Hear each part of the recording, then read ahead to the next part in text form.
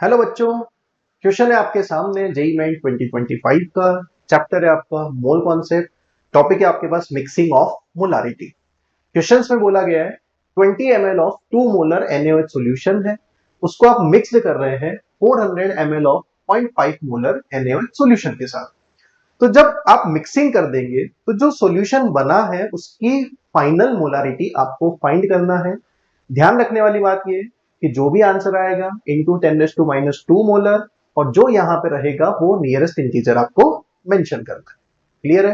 तो बहुत बार आपको क्लास में समझाया मैंने यार, बहुत सारे आपको लेमन वाटर के एग्जाम्पल दिए हैं, कॉफी के एग्जाम्पल दिए हैं, बोला है कि यार एक बच्चा घर से एक NaOH का सॉल्यूशन ये बना के ला रहा है, दूसरा बच्चा NaOH का सॉल्यूशन ये बना के ला रहा है, और मैंने क्लास में सबको बुलाया और सबके NaOH के सॉल्यूशन को मिक्स कर दिया। तो मिक्स करने के बाद उसका टेस्ट क्या होगा? डिफरेंट होगा। तो जो उसका टेस्ट है वही तो आपको फाइंड करना है, वही तो कंसंट्रेशन आपको फाइंड करनी है। क्लियर है? तो मिक्सिंग ऑफ मोलारिटी का फॉर्मूला है हमारे पास M1V1 plus M2V2 divided by V1 plus V2। Clear है? M1 क्या है?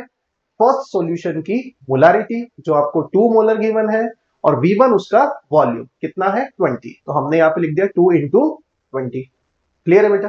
सेकेंड सॉल्यूशन के लिए 0.5 मोलर और 400 ml है, तो 0.5 into 400 divided by total volume कितना होगा 20 ml प्लस 400 ml। क्लियर है?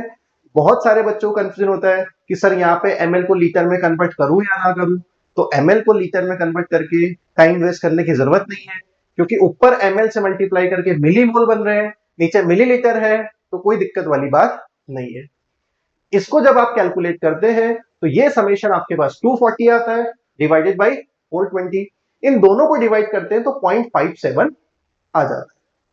ठीक है? बट आपको ध्यान रखना है कि क्वेश्चन ने बोला है कि इंटू 10⁻² मोलर आपको लाना है, तो 0.57 को मैं क्या लिख सकता हूं 57 इंटू 10⁻² मोलर।